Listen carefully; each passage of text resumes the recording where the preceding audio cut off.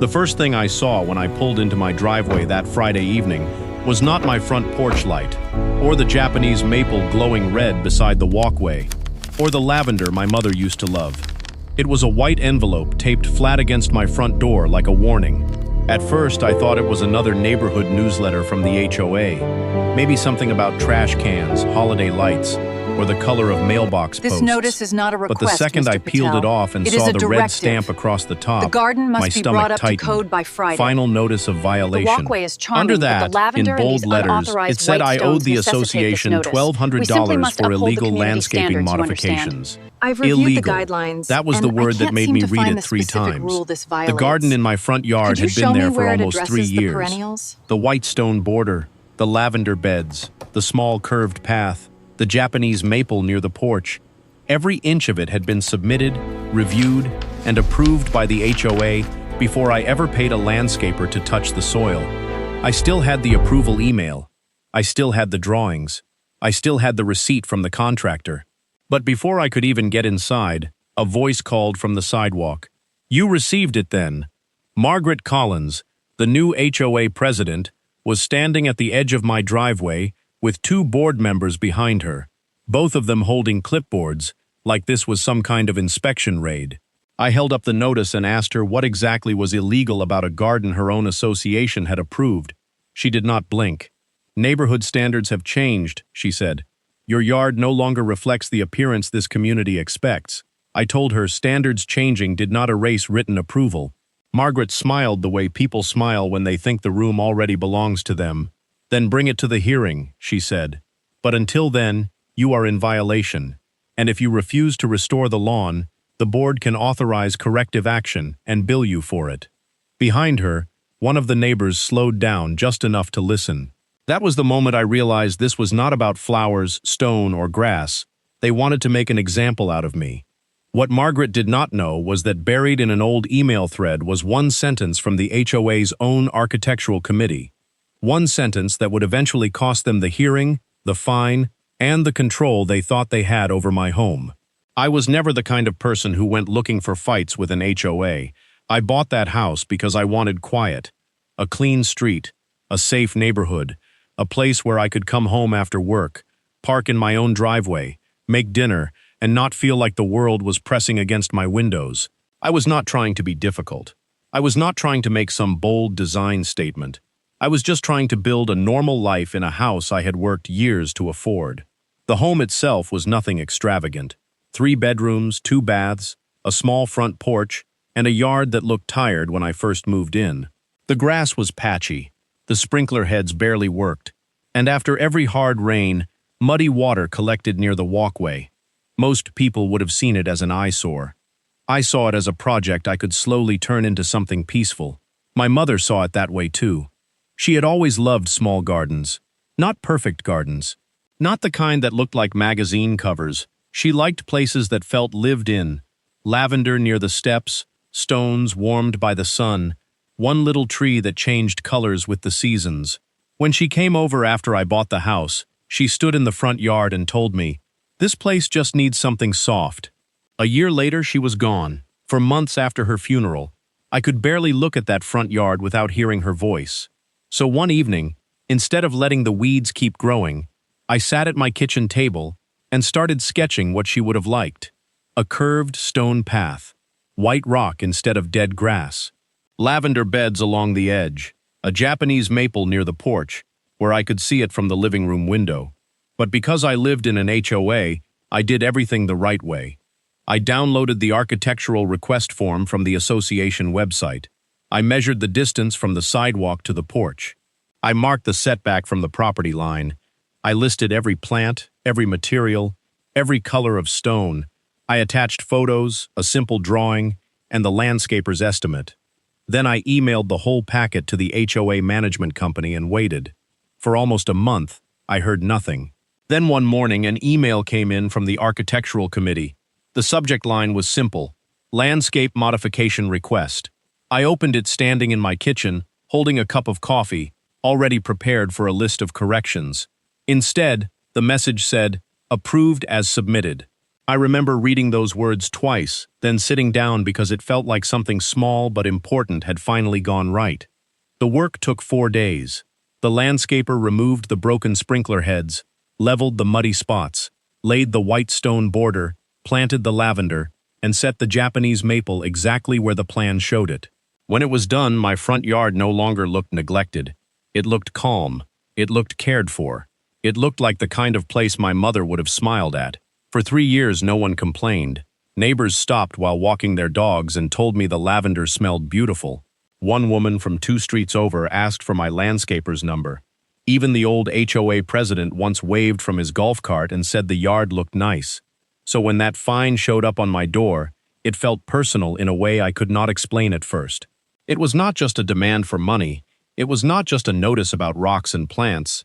It felt like someone had walked onto my property, pointed at a memory I had built with permission, and decided it no longer deserved to exist. And maybe you understand that feeling. Maybe you have had a fence, a driveway, a garden, or a corner of your home that meant more than other people could see from the sidewalk.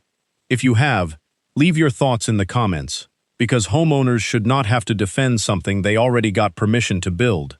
For 3 quiet years, that garden had been part of my home. Then Margaret Collins became HOA president, and suddenly peace in our neighborhood started depending on whether she personally liked the way your property looked. Margaret Collins did not start with the $1,200 fine. She started with a newsletter. It arrived in everyone's mailbox at the beginning of spring, printed on thick paper with the HOA logo at the top and her signature at the bottom. Most of it sounded harmless at first. There were reminders about trash bins, pressure washing driveways, trimming hedges, and keeping basketball hoops out of the street. But halfway down the page, under a bold heading called Restoring Community Appearance, the tone changed. The board, Margaret wrote, would begin reviewing exterior modifications that no longer aligned with the traditional character of the neighborhood. Lawns were expected to remain clean, green, and uniform. Decorative stone, non-standard plant arrangements, and hardscape features would be subject to renewed inspection. I remember standing in my kitchen with that letter in my hand, staring through the window at the lavender beside my walkway. For 3 years, that garden had been peaceful. Now, because Margaret had decided every front yard should look like the same rectangle of grass, my mother's garden had become a target. The first notice came 8 days later. It was not even a fine yet, just a printed letter from the management company saying my property had been selected for a landscaping compliance review. The notice claimed the board had observed possible unapproved hardscape elements in the front yard and requested that I provide documentation within 7 days. I did not panic. I had documentation. I had more documentation than most homeowners would ever think to keep. That same evening, I opened my laptop, found the original approval email from 3 years earlier, attached the architectural request form, the landscaping plan, and the message from the old committee that said the project was approved as submitted. I wrote a polite response explaining that the work had been completed according to the approved plan and had remained unchanged since installation. Then I sent it. A week passed with no answer. Then the second notice arrived. This one was sharper. It said my front yard contained unauthorized non-turf materials, including white gravel, border stone, and an ornamental tree that allegedly disrupted the uniform appearance of the street. It ordered me to remove or replace the disputed landscaping within 14 days. That was the first time I felt anger rise in my chest. Not because they had questions. Associations can ask questions. Rules can be checked. Mistakes can be corrected. What made me angry was that they had completely ignored the proof I had already sent them. So I replied again. I attached the same approval documents. I included fresh photos of the yard from 4 angles. I marked the location of the Japanese maple and lavender beds. I explained that nothing had materially changed since the original approval. I even asked them to show me which specific covenant or architectural guideline they believed I had violated. Once again, no one answered the question. Instead, on a Saturday morning, Margaret showed up. I saw her through the front window before she rang the doorbell. She was standing on the sidewalk with Steve, the board treasurer, and Linda, the architectural chair. All 3 of them were looking at my yard like they were inspecting a crime scene. Margaret pointed at the stone border. Steve wrote something down. Linda took a photo of the maple tree with her phone. By the time I opened the door, two neighbors across the street had slowed down to watch. Margaret did not greet me like a neighbor. She greeted me like a defendant. She said the board had reviewed my landscaping and found it inconsistent with the neighborhood standard. She said the white stone was too bright, the lavender looked too informal, and the absence of a traditional grass lawn created what she called an aesthetic disruption. She also said the prior approval was no longer controlling because the current board had discretion to enforce updated standards. I told her I had already sent proof that the HOA approved everything in writing. She said older approvals did not protect homeowners from current expectations. I asked her where that rule was written. She did not answer directly. She only said the board had broad authority. That phrase stayed with me. Broad authority. It was the kind of phrase people use when they do not want to show you an actual rule. It sounded official enough to intimidate someone, vague enough to mean almost anything, and empty enough to collapse the second anyone asked for the document behind it. But Margaret was not finished. She told me that if I wanted to avoid additional penalties, I should remove the stone, replant sod, and submit a new landscaping request for anything outside a standard grass lawn. She said the board was trying to preserve property values, and that not every homeowner seemed to understand the responsibility of living in a managed community. The words were calm, but the message was insulting. She was standing in front of the house I paid for, on the property I maintained, beside a garden her own HOA had approved, telling me that my home was somehow hurting the neighborhood because she personally did not like the way it looked. Then she said something that made the whole situation feel less like enforcement and more like humiliation. She said that if I could not follow community standards, perhaps I would be happier somewhere without an HOA. One of the neighbors heard it. I saw his eyebrows lift. I could have snapped. I wanted to. I wanted to ask her who she thought she was, standing on a public sidewalk, speaking to me like she owned my deed, my mortgage, and every memory planted in that yard.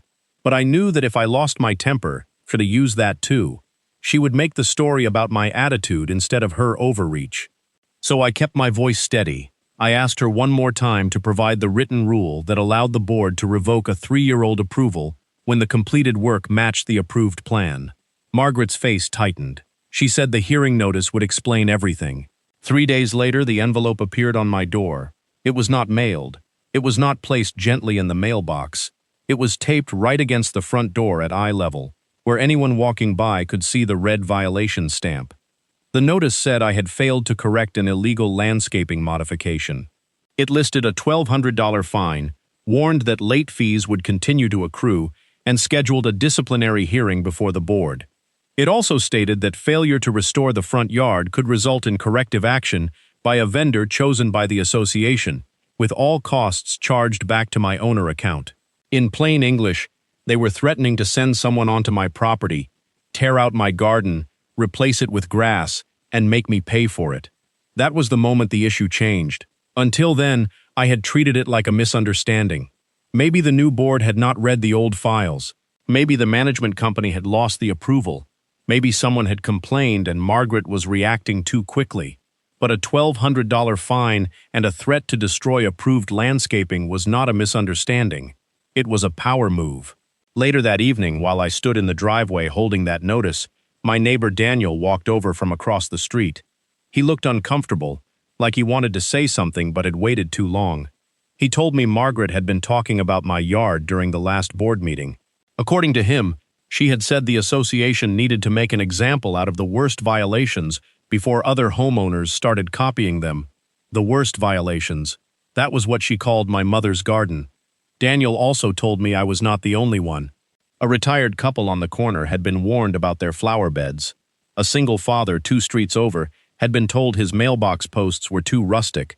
Another homeowner had already paid to remove stone edging because she did not want trouble with the board. Suddenly, the pattern was obvious. Margaret was not enforcing clear rules. She was reshaping the neighborhood according to her personal taste, one threat letter at a time. And she was counting on people being too busy, too tired, or too afraid of legal fees to fight back. But what she did not understand was that I was not protecting a design trend. I was protecting something I had asked permission to build, paid for honestly, maintained carefully, and tied to the last peaceful memory I had of my mother standing in that yard. By the time I walked back inside, I had stopped thinking like a scared homeowner. I started thinking like someone preparing a file. The notice went into a folder. The envelope was photographed. The tape mark on the door was photographed. The yard was photographed again from every angle. I saved every email, every attachment, every PDF, and every unanswered question I had sent to the management company. Because Margaret had made one mistake that arrogant people always make. She thought the loudest person in the room controlled the truth. But the truth was already sitting in my inbox, time-stamped, written by her own HOA, waiting for the day someone forced the board to read it out loud. I did not sleep much that night. Every time I closed my eyes, I saw that red violation stamp on my front door. I saw Margaret standing at the end of my driveway with her clipboard smile, talking about broad authority like those two words gave her permission to erase 3 years of written approval. I heard her call my mother's garden a violation. I heard Daniel's warning that she wanted to make an example out of me. By midnight, I stopped pretending I was going to rest. I made coffee, opened my laptop, and started building the kind of file Margaret clearly did not expect a homeowner to build. The first place I went was my email. I searched for landscaping. Too many results. Then architectural. Then front yard. Then the name of the old HOA manager. Finally, after almost an hour of digging through old receipts, meeting notices, and maintenance reminders, I found the thread from 3 years earlier. There it was, my original application. The PDF sketch I had drawn at my kitchen table, the list of materials, the photos of the lavender, the white stone, and the Japanese maple. And below all of it, the email from the architectural committee that said, "Approved as submitted." I did not just save the email. I downloaded it. I printed it. I saved it as a PDF. I took screenshots showing the sender, the date, the timestamp, and the full message header. Then I backed it up to a cloud folder and sent a copy to myself at a second email address. That may sound excessive, but by then, I had learned something important about people like Margaret. They count on confusion. They count on missing documents. They count on homeowners saying, "I know I had approval somewhere, but not being able to produce it when the pressure starts." I was not going to be that person. After the email, I opened the HOA portal and downloaded every governing document I could find. The CC&Rs, the bylaws, the architectural guidelines, the enforcement policy, the fine schedule, the hearing procedures, even old meeting minutes that looked boring enough to make most people give up after one page. I read them one by one. Not like a lawyer. I was not a lawyer. I read them like someone trying to protect the only home they had. At first, the language felt deliberately thick. Lots of references to reasonable discretion, community standards, exterior harmony, and board authority. But after a while, patterns started to appear. The HOA did have the right to review exterior changes before they were made. They did have the right to fine homeowners for unapproved modifications. They did have the right to require corrections when someone built something different from what had been submitted. But nowhere did it say a new board could simply cancel a valid approval years later because the current president disliked the look. Then I found the section that made me sit up straighter. It said written approvals from the architectural committee were part of the association's official records and could be relied upon by the homeowner, provided the completed work substantially matched the submitted plan and did not violate recorded restrictions. I read that sentence 3 times. Then I highlighted it in yellow. That one paragraph did not just support my case. It cut directly against everything Margaret had said in my driveway, so I kept going. I printed the old landscaping plan and walked outside the next morning with a tape measure, my phone, and a notebook. I measured the distance from the sidewalk to the stone border. I measured the curve of the walkway. I measured the space between the Japanese maple and the porch. I took photos from the same angles shown in the original application. The yard had grown in, of course. The lavender was fuller, the maple was taller, but the layout had not changed. The white stone was still where the plan showed it. The border still followed the same line. The tree was still in the approved location. Nothing had been expanded into the sidewalk, into common area, or across a property line. Then I checked the county records. I searched the property appraiser's site first to confirm my parcel boundaries. Then I went through the county GIS map to look for any drainage easement or right-of-way that might affect the front yard. I knew Margaret had used the word illegal, and I wanted to know if there was even a small chance some county rule existed that I had missed. There was no building permit issue, no right-of-way violation, no drainage complaint, no code enforcement case. The landscaping did not block sightlines, did not alter stormwater flow, and did not extend beyond my lot. Still, I wanted something stronger than a website search, so I emailed the county zoning office with photos and a plain question. I explained that my HOA had accused me of illegal landscaping modifications and asked whether decorative stone, lavender beds, and a small ornamental tree in a private front yard required a county permit or violated any county code, assuming they stayed outside drainage easements and public right-of-way. The reply came the next afternoon.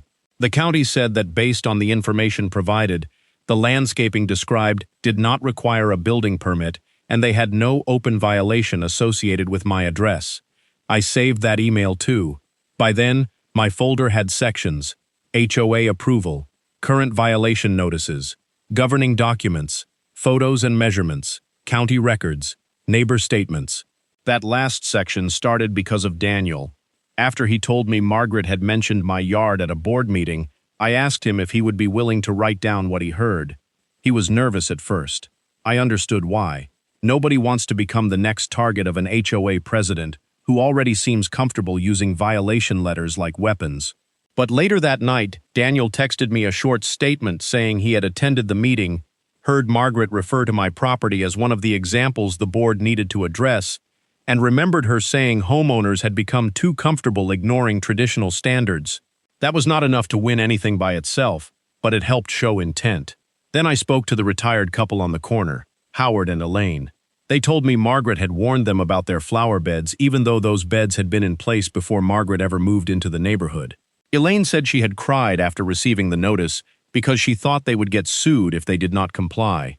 A single father named Marcus told me he had paid to replace his mailbox posts after the HOA threatened fines, even though no one could point him to a rule about the exact style Margaret wanted.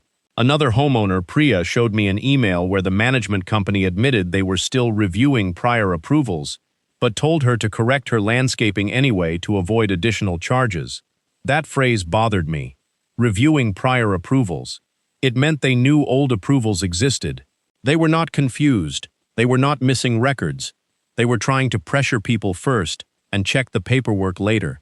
For the next 2 evenings, my dining table looked like a legal office had exploded on it. Printed emails, highlighted guidelines, sticky notes, photo pages, certified mail receipts, a timeline written across 3 sheets of paper. I listed every date: the original approval, the installation, the first notice, my response, the second notice, my second response, Margaret's visit, and the fine taped to my door. I also started recording everything going forward, not secretly inside meetings where it might cause legal problems. I was careful about that, but I wrote down every conversation immediately after it happened. I saved voicemails. I took screenshots of portal messages. When I emailed the management company, I asked direct questions and kept the wording professional. Please identify the specific covenant allegedly violated. Please explain whether the board is revoking a prior written approval. Please provide the rule allowing corrective action on landscaping approved as submitted. Please preserve all records related to this enforcement matter. The answers were either vague or non-existent, and that silence told me almost as much as a confession would have. Because if Margaret had the rule she claimed to have, she would have sent it instantly. If the yard was truly illegal, she would have pointed to the county code. If the approval had expired, she would have shown me the expiration clause. Instead, the HOA kept repeating the same empty phrases: community standards, board discretion, traditional appearance, failure to comply. Then, late on the 3rd night, I opened the original approval email again. I had already read it more times than I could count, but this time I scrolled all the way to the bottom, past the committee signature, past the disclaimer, past the management company footer. There was a smaller line I had barely noticed before. It was not in bold. It was not highlighted. It was the kind of sentence most people would skip because it looked like standard administrative language. But the moment I read it carefully, the entire case changed. The approval said it would remain valid and binding unless the completed work materially deviated from the submitted plan or violated recorded restrictions. I stopped moving. Then I read it again. Valid and binding. Materially deviated. Recorded restrictions. Those were not decorative words. Those were limits. The HOA itself had written the conditions under which the approval could be challenged, and Margaret had not met either one. My yard matched the plan. The county had found no issue. The recorded restrictions did not ban what I had built. For the first time since the fine appeared on my door, I felt the fear loosen, not disappear. I was still angry. I was still nervous. I still knew the HOA had money, lawyers, and the ability to make life miserable. But now the dispute had a center, a sentence, a hinge. Everything Margaret had said about changed standards and broad authority had to pass through that one line from her own association, and I had it saved in 3 places. The next morning, I called a real estate attorney whose website said she handled HOA disputes.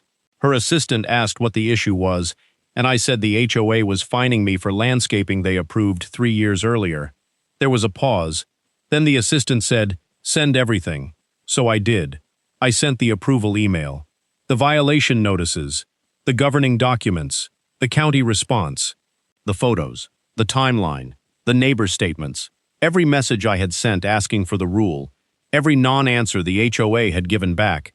By the time I clicked send, I was not begging Margaret to be reasonable anymore. I was preparing to make the HOA explain itself in writing. And that was something arrogant people hate. Because once everything is in writing, power stops being about who sounds more confident on a sidewalk. It becomes about who can prove what they said. The attorney's name was Rebecca Hale, and the first thing she told me was not to call Margaret again. Not because I had done anything wrong, because, in her words, people like this are not trying to resolve a misunderstanding anymore. They are trying to create a record that makes you look unreasonable. That sentence stayed with me. Until then, part of me still wanted to believe that if I could just sit across from the board, show them the email, explain what the garden meant, and remind them that I had followed every rule, someone would be decent enough to stop the whole thing. I kept imagining one reasonable person in that room saying, "Wait, we approved this. We cannot punish a homeowner for relying on our own approval." Rebecca did not look surprised when I said that. She had seen enough HOA disputes to know better. She opened the file I had sent her, started with the violation notice, then moved backward through the timeline. She read Margaret's letter. She read my responses. She read the sections from the architectural guidelines. She looked at the county email, the photos, the old plan, the current photos, and the neighbor statements. But when she reached the original approval email, she slowed down.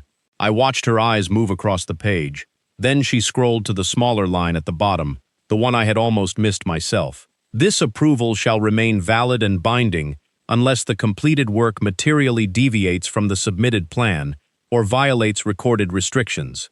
Rebecca leaned back slightly. "Well," she said, "that is their problem." I asked her what she meant. She turned the screen toward me and tapped that sentence with the end of her pen. She explained that the HOA had not just approved the project in casual language, they had written the condition under which the approval could be challenged later. That mattered. If the work materially deviated from the submitted plan, they could have a case. If the landscaping violated recorded restrictions, they could have a case. But if neither of those things was true, the board could not simply change its taste 3 years later and pretend the original approval had never existed. Then she looked at the comparison photos. The old drawing showed the curved walkway. The current photos showed the same curved walkway. The old plan listed white stone. The current photos showed white stone. The old plan placed the Japanese maple near the porch. The current photos showed it in that same location. The lavender beds were fuller now, but plants growing over 3 years was not a material deviation. That was what plants did. Rebecca said the county email was also important. Margaret had used the word illegal in the notice, but the county had no open violation and confirmed that this kind of landscaping did not require a building permit under the facts provided. That meant the HOA was making the situation sound like a government code issue when it was really an internal aesthetic dispute. And even inside their own rules, they were weak. Rebecca found the section I had highlighted in the CC&Rs and read it aloud. Written architectural approvals could be relied upon by the homeowner as long as the completed work substantially matched the approved submission and did not violate recorded restrictions. She nodded once, like the pieces had clicked into place. "That is the spine of your argument," she said. "Not the emotion, not the unfairness, not even the fact that the garden had meaning because of my mother. The spine was simple. I applied. They approved. I built what they approved. They waited 3 years. Then a new president decided she did not like it and tried to fine me without identifying a valid rule. Rebecca drafted the demand letter that afternoon. It was not emotional. It did not call Margaret a bully. It did not mention my mother. It did not accuse anyone of being cruel or petty.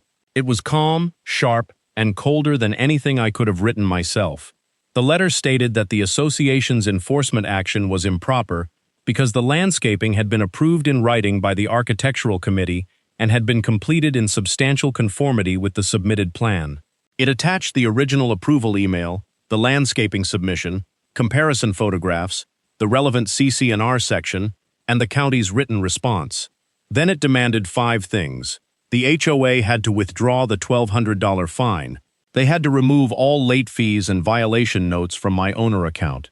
They had to provide written confirmation that the landscaping was approved and not subject to further enforcement based on the same facts. They had to cancel any threatened corrective action by an association vendor.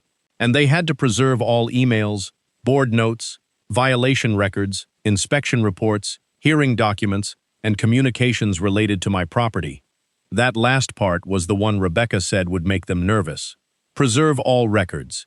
Because once a lawyer says that, people can no longer casually delete emails, rewrite timelines, or pretend conversations never happened.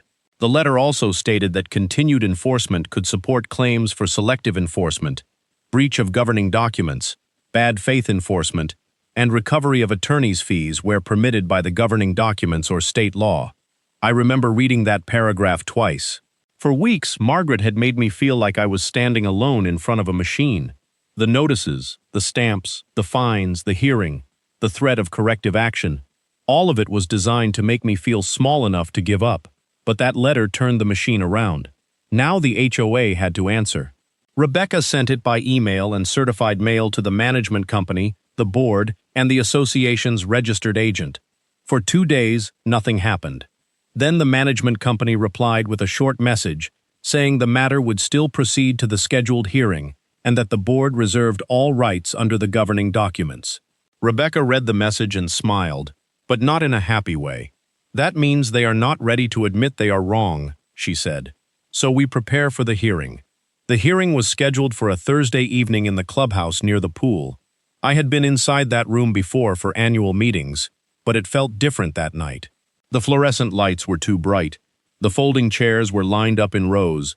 A long table had been placed at the front, where the board members sat with binders, bottled water, and the kind of serious expressions people wear when they want authority to look heavier than it is. Margaret sat in the center. Steve sat to her right. Linda sat to her left. 2 other board members were there too, both looking like they would rather be anywhere else. A representative from the management company sat near the wall with a laptop open. And beside me sat Rebecca, with a thin folder, a yellow legal pad, and the calm expression of someone who had brought exactly what she needed. Margaret opened the hearing by saying the board was convened to review my continued failure to comply with community landscaping standards. She spoke slowly, almost theatrically, as if the homeowners sitting in the back needed to understand that this was a serious matter. She said my front yard did not reflect the traditional lawn aesthetic of the neighborhood. She said the board had a duty to protect property values.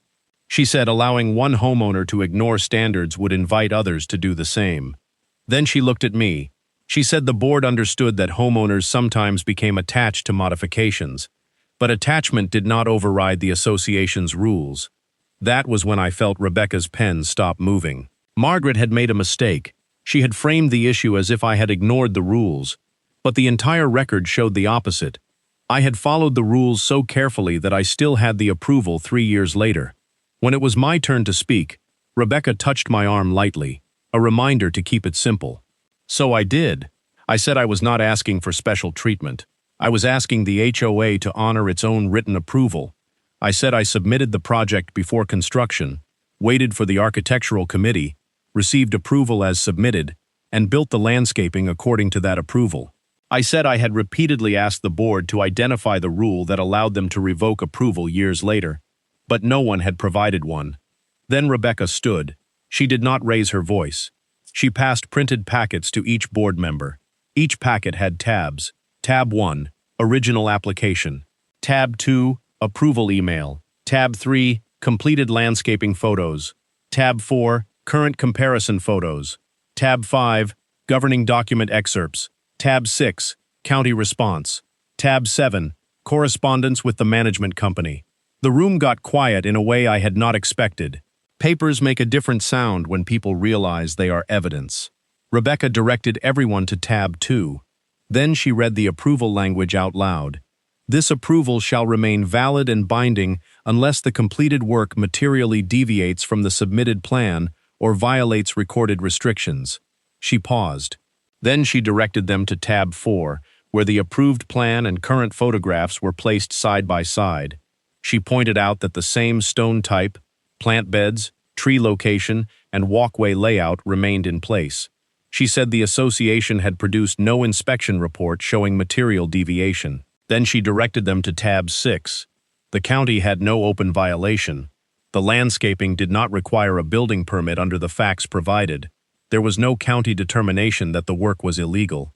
Finally, she turned to Margaret. Rebecca said, "Can the board identify the recorded restriction this landscaping violates?" Margaret looked down at her binder. Steve shifted in his chair. Linda whispered something to the management representative. No one answered. Rebecca waited just long enough for the silence to become uncomfortable. Then she asked, "Can the board identify the material deviation from the submitted plan?" Again, silence. Margaret finally said the board had discretion to interpret community standards. Rebecca nodded politely and said discretion did not allow the board to ignore a specific written approval, especially one that stated it remained valid and binding unless defined conditions occurred. That was the moment the power in the room changed. Margaret had walked into the hearing expecting to decide whether I deserved punishment, but now she was the one being asked to justify her authority. She tried to recover by saying, neighborhood expectations had evolved. Rebecca replied that evolving preferences were not the same as enforceable restrictions. Margaret said other homeowners had complained. Rebecca asked whether those complaints were in the hearing packet. Margaret said the board was not required to disclose every internal discussion. Rebecca reminded her that the board had been asked to preserve all records relating to the enforcement action. The management company representative stopped typing for a second. I saw it. So did Rebecca. Then one of the quieter board members, a man named Tom who had barely spoken, asked Margaret whether the old approval had been reviewed before the fine was issued. Margaret said the board had reviewed the matter generally. Tom repeated the question. Had the written approval been reviewed before the $1,200 fine was issued? This time, Margaret's answer came slower. She said she believed the management company had checked the file. The management representative looked up immediately and said the board had directed enforcement based on the current inspection list and that the prior approval was provided by the homeowner after the first notice. That small sentence cracked the room open, because it meant the HOA had started enforcement before confirming whether the landscaping had already been approved. It also meant Margaret's own management company was not willing to take responsibility for the fine. Rebecca wrote something on her legal pad. I did not know what it was, but Margaret saw it and her face changed. For the first time since this started, she was not speaking like someone who controlled the outcome. She was measuring every word. The hearing did not end with an immediate apology. People like Margaret do not surrender that cleanly. The board said it would take the matter under advisement and issue a written decision. But everyone in that room knew what had happened. The HOA had called my landscaping illegal without a county violation. They had fined me without identifying a recorded restriction. They had threatened corrective action without proving the work deviated from the approved plan. And most importantly, they had walked into a hearing without realizing that their own approval letter contained the sentence that locked their hands. As Rebecca and I left the clubhouse, I looked back through the glass door. Margaret was still at the table, flipping through the packet, no longer performing for the room. She was reading, and for once she had to read the rules she thought only applied to everyone else. The written decision from the HOA did not arrive the next day, or the day after that. For almost a week, the association said nothing. That silence felt different from the silence before. Before the hearing, they ignored me because they thought I was just another homeowner begging for permission to keep something I had already been allowed to build. After the hearing, they were silent because every person at that table knew the file had changed. It was no longer Margaret's opinion against mine. It was a record, and records are dangerous to people who have been surviving on vague authority. Rebecca emailed the management company on Monday morning and asked when the board intended to issue its written decision. She copied the association's registered agent and repeated that all enforcement records, board communications, inspection notes, emails, and hearing materials had to be preserved. The response came 6 hours later. The management company said the board was still reviewing the matter with Association Counsel. Association Counsel. That was the first sign Margaret's private little campaign had escaped her control. By Tuesday afternoon, Rebecca received a letter from the HOA's attorney. It was careful, polished, and full of the kind of phrases lawyers use when they do not want to admit their client made a mistake. The letter said the board disputed my interpretation of the governing documents, but was willing to continue the hearing for further review and temporarily suspend collection activity on the $1,200 fine. Rebecca read it once, then slid it across her desk to me. "They are trying to slow it down without withdrawing it," she said. I asked if that was good or bad. "It means they know the fine is vulnerable," she said, "but they are hoping you get tired before they have to say so in writing." That was not going to happen. The next step was the county. Rebecca told me that because the HOA had repeatedly called the landscaping illegal, the county's position mattered, not because the county controlled HOA aesthetics, but because Margaret had used the word illegal to make the violation sound bigger than it was. If a homeowner receives a notice saying something is illegal, most people assume some government code has been broken. That word carries weight. It scares people. So Rebecca asked the county zoning office for a more formal written confirmation. This time, she sent the approval packet, the photographs, the parcel map, and the HOA notice itself. She asked whether there was any county building code violation, zoning violation, right-of-way encroachment, drainage enforcement case, or permit requirement associated with the landscaping shown. 3 days later, the response came back on county letterhead. There was no open code enforcement case at my property. There was no county permit required for the decorative landscaping as presented. There was no right-of-way encroachment shown in the submitted photographs, and the county had not issued any determination that the work was illegal. I read that last line slowly. The county had not issued any determination that the work was illegal. That sentence did not just help me, it exposed the HOA's language. Margaret had not been enforcing a county violation. She had been dressing up her personal preference in official-sounding words and hoping no one would ask the actual officials. Rebecca forwarded the county response to the HOA's attorney the same day. Her email was short. She said that if the association continued to characterize the landscaping as illegal, despite written confirmation from the county that there was no code enforcement matter or permit violation, we would consider that evidence of bad faith enforcement and reputational harm. That was the first time the tone on the other side changed. The HOA attorney replied within 2 hours. He said the board would not use the term illegal going forward. Not an apology, not a withdrawal, but a retreat. And once one piece of their position moved, the rest started to shake. A few days later, Rebecca received another message, this time from the association's insurance carrier. The HOA had apparently notified its insurer because of the demand letter and the possible legal claim. The carrier requested copies of the hearing packet, the violation notices, the original approval, and all communications relating to the dispute. Rebecca explained that this was common when an HOA board realized a homeowner might sue. The insurance company did not care about Margaret's pride. It cared about risk.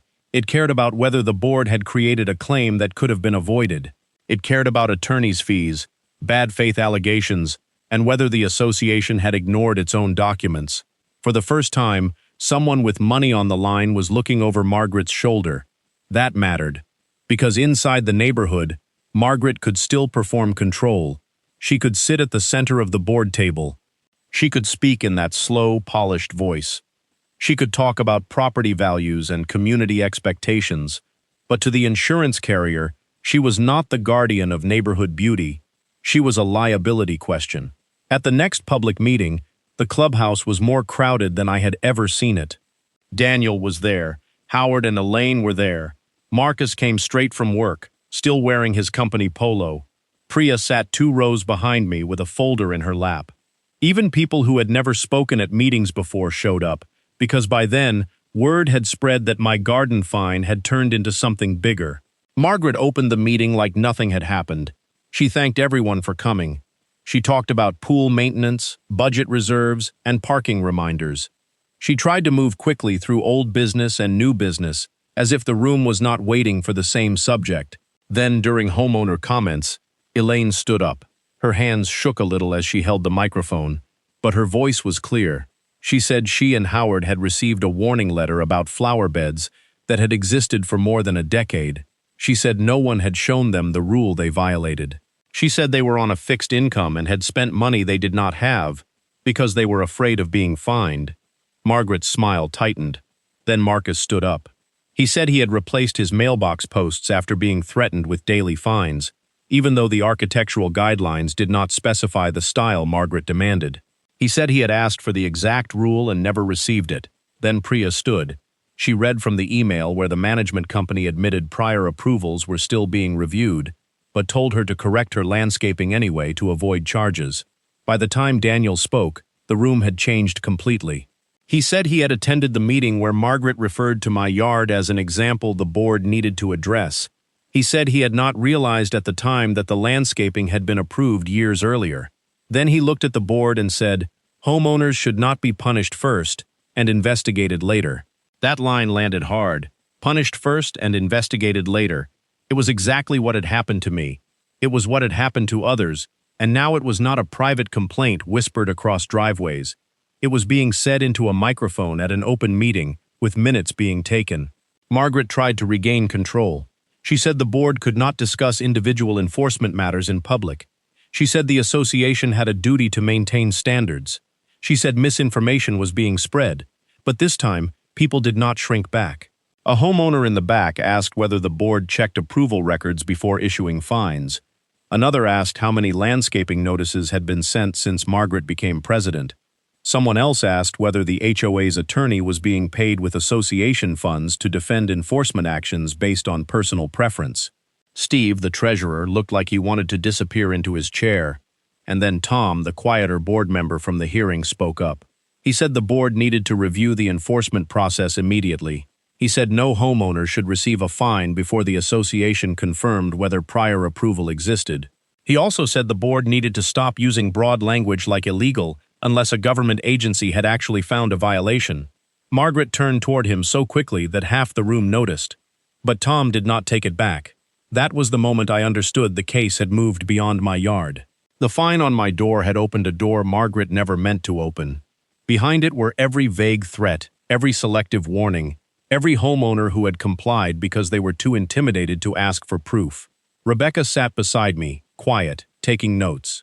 The HOA's attorney was not at that meeting, but I could almost feel him entering the room through every word being recorded in those minutes. 2 days later, the HOA attorney contacted Rebecca again. This time, the message was different. He said the board was prepared to resolve the matter without further enforcement action. He proposed withdrawing the current fine, removing late fees, and confirming that no vendor would be sent to alter the landscaping while the board reviewed its procedures. Rebecca told him that was not enough. The fine had to be fully rescinded, not merely withdrawn for review. My owner account had to be cleared. The violation history had to be removed. The HOA had to confirm in writing that the landscaping was approved based on the original architectural decision. And because I had been forced to hire counsel after the association ignored the approval documents twice, they had to contribute toward my attorney's fees. When she told me that last part, I almost laughed from stress. I had spent weeks feeling like the HOA could make me pay for their mistake. Now my attorney was telling them they needed to pay for mine. The negotiation took several more days. Margaret wanted language saying the board was making a one-time exception. Rebecca rejected it immediately. There was no exception. An exception would imply they still had the right to punish me but were choosing not to. That was not the truth. The truth was that I had approval, the work matched the plan, and the HOA had no valid basis for the fine. Then they tried to say the landscaping would be grandfathered in. Rebecca rejected that too. Grandfathered in meant it was otherwise non-compliant, but allowed to remain because it was old. Again, not true. My landscaping was not some tolerated violation. It was an approved improvement. Every word mattered now. That was one of the strangest lessons of the entire fight. At the beginning, Margaret used words like illegal, standards, discretion, and violation as weapons, because she knew most homeowners would not challenge them. But once attorneys, county records, insurance concerns, and meeting minutes entered the picture, words became traps. If the HOA used the wrong one, Rebecca caught it. If they tried to soften the truth, she pushed it back into shape. Finally, the HOA attorney sent a revised resolution. The association would rescind the $1,200 fine. It would remove all late fees and enforcement notes related to the landscaping from my account.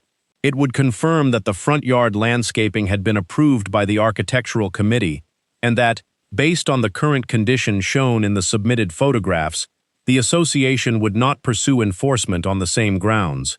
It would not send vendors onto my property to remove or alter the landscaping, and it would reimburse a portion of my attorney's fees as part of a confidential settlement of disputed claims. Rebecca read the draft carefully.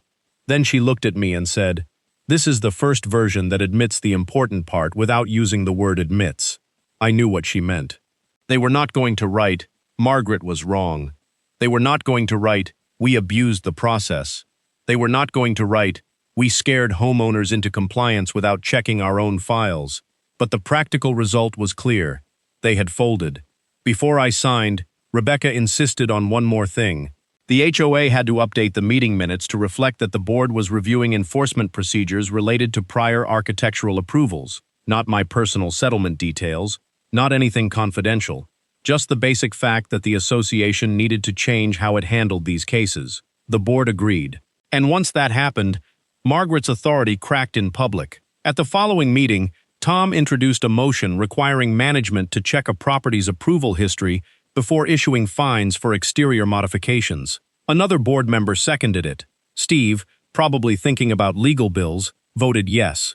Linda hesitated, then voted yes too. Margaret voted no. She was the only one. The motion passed in front of everyone.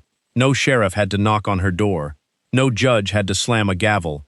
No dramatic arrest happened, because real property disputes usually do not end like television scenes. They end with letters, records, insurance pressure, legal fees, public minutes, and people in power realizing they can no longer bluff without consequences. But watching Margaret sit there, outvoted by her own board, on a policy created because of what she did to me, felt more satisfying than any shouting match could have. For weeks she had acted like the HOA was her personal tool. Now the tool had turned into a file, and the file had become evidence. By the time I walked home that night, the clubhouse lights were still glowing behind me, and my front yard was quiet under the porch lamp. The lavender moved slightly in the wind. The white stones looked almost silver. The Japanese maple cast a thin shadow across the walkway. Nothing had been torn out. Nothing had been replaced with sod. No vendor had crossed my property line. And somewhere inside the HOA's records, there was now a written trail showing exactly why Margaret Collins could not threaten my garden again. The final letter arrived on a Tuesday afternoon. This time it was not taped to my front door. It came by email from the HOA attorney, copied to Rebecca, the management company, and the board. No red stamp, no threat, no bold warning about corrective action. Just a clean PDF attached to a message that said the association considered the matter resolved. I opened it at my kitchen table, in the same place where I had once sketched the garden my mother would have loved. The letter stated that the $1,200 fine had been rescinded in full. All late fees connected to the violation had been removed. The landscaping violation note had been cleared from my owner account. The association confirmed that the front yard landscaping had been approved by the architectural committee, and that, based on the submitted photographs and existing condition, the HOA would not pursue further enforcement on the same grounds. And most importantly, the board confirmed that no vendor, contractor, landscaper, or association representative would enter my property to alter or remove the approved landscaping. I read that paragraph twice. For weeks I had imagined someone tearing out the lavender, dragging away the white stone, cutting through the roots of the Japanese maple and leaving behind a flat square of sod like none of it had ever mattered. Now, in writing, the HOA had agreed they could not touch it. Rebecca called a few minutes later. She told me the reimbursement check for part of my attorney's fees would be sent within 10 business days. It was not everything I had paid, but it was enough to prove a point. The HOA had tried to make me pay for their overreach. Instead, they were now paying to make the problem go away. But the money was not the most satisfying part. The most satisfying part came at the next board meeting. The room was packed again, quieter this time, but not afraid. Homeowners who had spent years avoiding HOA politics were suddenly paying attention. People brought folders. People brought printed notices. People listened carefully when the minutes were read. Tom introduced the new enforcement procedure, and the secretary read it aloud. Before issuing fines for exterior modifications, the management company had to check the property's architectural approval history. Any notice had to identify the specific covenant or guideline allegedly violated, and the word illegal could not be used unless a government agency had actually issued a code violation or legal determination. Nobody said my name. They did not have to. Everyone in that room knew why the rule existed. Margaret sat at the center of the table with her arms folded, staring down at the agenda. When the vote came, she was the only board member who opposed it. The motion passed anyway. 2 weeks later, a petition circulated through the neighborhood calling for a special election. I did not start it. I did not go door to door. I did not need to. By then, enough homeowners had realized that what happened to me had almost happened to them, or already had.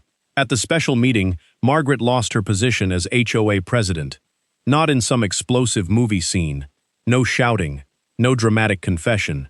Just ballots, signatures, tired homeowners, and a final vote that ended the authority she had been using like a weapon. Afterward, Howard and Elaine walked over to me in the parking lot. Elaine squeezed my hand and told me they had asked the HOA to review the warning they received about their flower beds. Marcus said he was looking into whether he could submit his mailbox approval history. Priya said she had stopped being scared of asking for rules in writing. That mattered more to me than seeing Margaret embarrassed, because the real damage she had done was not just one fine on one door. It was the fear she planted in people, the idea that if a board member sounded confident enough, homeowners had no choice but to obey. My garden stayed exactly where it was. The lavender came back thicker that summer. The Japanese maple spread a little wider over the porch steps. The white stones still caught the morning light when I left for work. And every time I walked past that curved path, I thought about my mother standing in the unfinished yard years earlier, telling me the place needed something soft. She had been right. But she had also taught me something else without ever saying it directly. Soft does not mean weak. I did not win because I yelled louder than Margaret. I did not win because I threatened anyone, broke rules, or tried to get revenge in the dark. I won because I kept the email. I read the CC&Rs. I asked for the exact rule. I checked county records. I hired the right attorney. I forced the HOA to put its claims in writing, and once everything was in writing, their power started to shrink. That is the part every homeowner should remember. An HOA can send letters. A board president can act important. A management company can use official language that makes your stomach drop. But if your property rights are supported by documents, approvals, records, surveys, permits, emails, or recorded restrictions, do not let someone's confidence scare you into surrendering what is legally yours. Keep the paperwork, save the emails, take the photos, ask for the rule, and never assume the person threatening you has actually read the documents they are using against you. Because sometimes the thing that saves your home is not a courtroom speech, a public argument, or one perfect comeback. Sometimes it is one sentence at the bottom of an old approval letter, waiting quietly until the people who thought they had all the power are forced to read it out loud. If you have ever dealt with an HOA, a neighbor, or a board that tried to push past your rights, share your thoughts in the comments. Someone else may be going through the same thing and need to hear that they are not alone. And if this story helped you see why evidence matters, share it with another homeowner and subscribe for more stories where ordinary people protect their homes the smart way.